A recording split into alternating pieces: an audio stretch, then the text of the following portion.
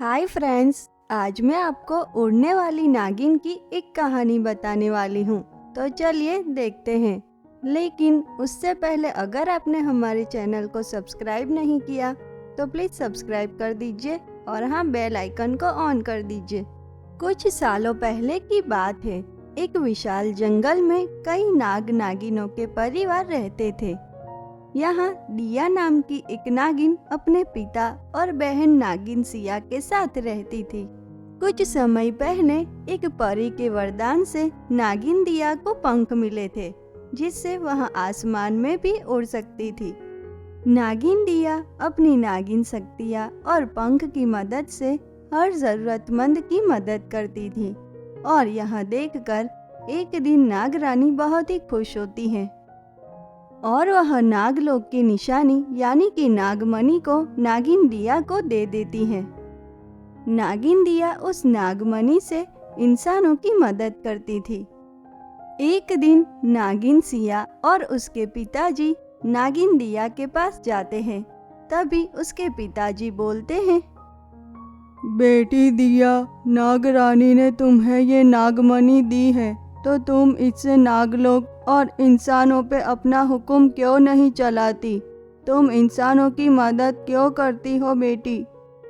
इस नागमणि की मदद से तो हम पूरे नागलोक और पृथ्वी के लोगों पे भी अपना हुक्म चला सकते हैं। इसीलिए बेटी, तुम इस नागमणि को मेरे हवाले कर दो। वहीं पिताजी की यह बात सुनकर नागिन दिया बोलती है, नहीं नहीं पिताजी, नाग रानी ने बड़े ही विश्वास के साथ मुझे ये नागमणि दी है और मैं इसकी मदद से सिर्फ ज़रूरतमंद की मदद करूंगी, ना कि इस नागमणि का गलत इस्तेमाल। इसीलिए पिताजी, मुझे माफ़ कर दीजिए, लेकिन मैं आपको ये नागमणि नहीं दे सकती। इतना बोलकर नागिन दिया उस नागमणि को लेकर वहां से चली जाती हैं। वहीं नागिन दिया की यह बात सुनकर नागिन सिया को बहुत ही गुस्सा आता है। पिताजी, मुझे नहीं लगता कि ये दिया हमें इतनी आसानी से ये नागमणि देगी।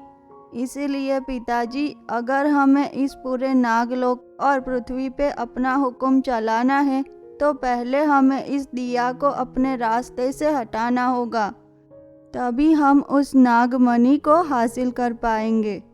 उसके बाद नागिन सिया अपने पिताजी के पास जाकर उनके कानों में कुछ कहती हैं और फिर दोनों वहां से चले जाते हैं।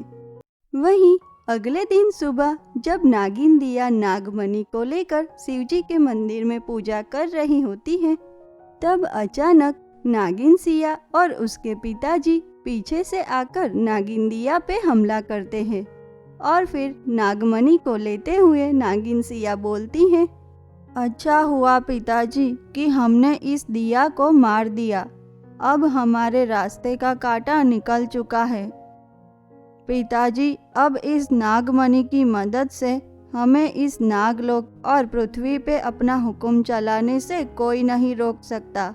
नागिन दिया को बेहोश देख नागिन सिया और उसके पिताजी दोनों को तो यही लगता है कि नागिन दिया अब मर चुकी है और इसीलिए दोनों बहुत ही खुश होकर नागिन दिया को जंगल की पास वाली नदी में जाकर फेंक देते हैं और नागमणि को लेकर वहां से चले जाते हैं। दूसरी तरफ नागिन दिया की सांसें तो चल रही होती हैं। वह नदी के पानी में बहकर नदी के दूसरी तरफ के किनारे पे जाकर बेहोश पड़ी होती हैं। उस नदी के किनारे के पास ही एक छोटा सा गांव होता है। गांव के कुछ लोग जब नदी किनारे पानी भरने आते हैं, तब वह नागिन दिया को ऐसे घायल अवस्था में बेहोश देखकर उसके पास जाते हैं और तभी उनमें से हरी नाम का एक लड़का बोलता है, अरे गाँव वालों, ये तो एक नागिन है। लगता है कि ये नागिन सामने की तरफ जो विशाल जंगल है वहाँ से आई है और इसकी सांसें भी अभी चल रही हैं। गाँव वालों, मुझे लगता है कि हमें इस नागिन की मदद करनी चाहिए।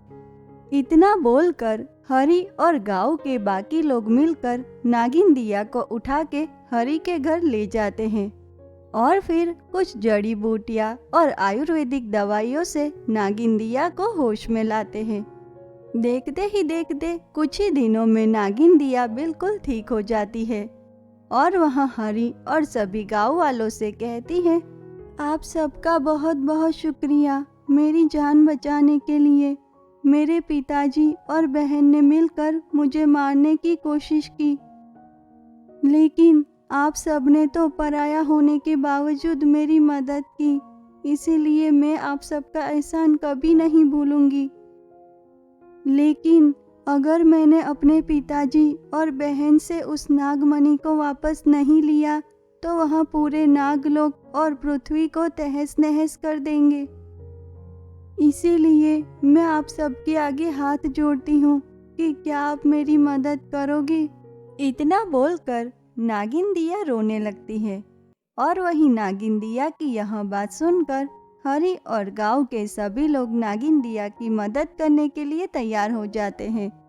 और फिर रात को नागिन दिया और गांव के सभी लोग मिलकर उस जंगल में पहुंचते हैं और चुपके से नागिन सिया और उसके पिताजी की गुफा में जाते हैं। तो वहां देखते हैं कि नागिन सिया और उसके पिताजी विष पीकर नागमणि को हासिल करने और नागिन दिया की मरने की खुशियां मना रहे होते हैं। और खुशियां मनाने में दोनों इतने मशगूल हो जाते हैं कि दोनों को इस बात का पता ही नहीं होता कि उन्होंने नागमणि को ऐसे ही गुफा में एक पत्थर पे छोड़ दी है। वहीं नागिन दिया और गांव के लोगों की नज़र जैसे ही उस पत्थर पे पड़ी नागमणि पे जाती है कि तुरंत ही हरी और गांव के कुछ लोग मिलकर उस नागमणि को चुपके से वहां से उठा लेते हैं और नागिन दिया को वह नागमणि दे देते हैं। नागिन दिया नागमणि की मदद से अपने नागिन रूप में आकर अपने पिताजी और बहन के सामने जाती हैं। वहीं नागिन दिया को जिंदा देखकर नागिन सिया और उसके पिताजी तो बहुत ही हैरान हो जाते हैं कि तभी नागिन दिया बोलती है, पिताजी आप दोनों ने तो नागमणि को हासिल करने के लिए मुझे मारने की कोशिश की। पिताजी आपने ये भी नहीं सोचा कि मैं आपकी बेटी हूँ और सिया तुम्हें भी अपनी बहन के बारे में इतना भी ख्याल नहीं आया।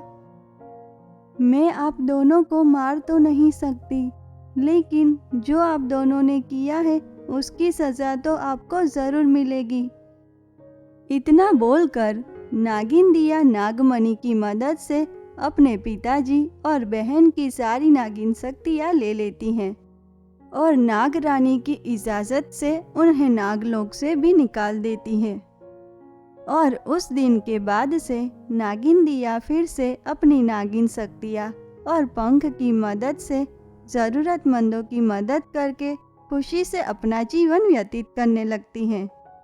तो दोस्तों, इस कहानी से हमें यह सीख मिलती है कि हम हमेशा हमारे अपनों पे अपनी आंखें बंद करके भी भरोसा करते हैं, लेकिन कभी कभी हमारे अपने ही हमारा ये भरोसा तोड़ देते हैं और हमें धोखा देते हैं। इसीलिए दोस्तों, हमें हमेशा अपनी पूरी चालाकी से काम लेना चाहिए और कभी भी किसी पे भी इतना भरोसा नहीं करना चाहिए। तो कैसी लगी आपको हमारी ये कहानी? अगर पसंद आई हो तो प्लीज़ लाइक कीजिए, शेयर कीजिए और हाँ, सब्सक्राइब करना मत भूलिए। तो चलिए मिलते हैं ऐसी ही एक और नई अनोखी कहानी के साथ। तब तक के लिए धन्यवाद।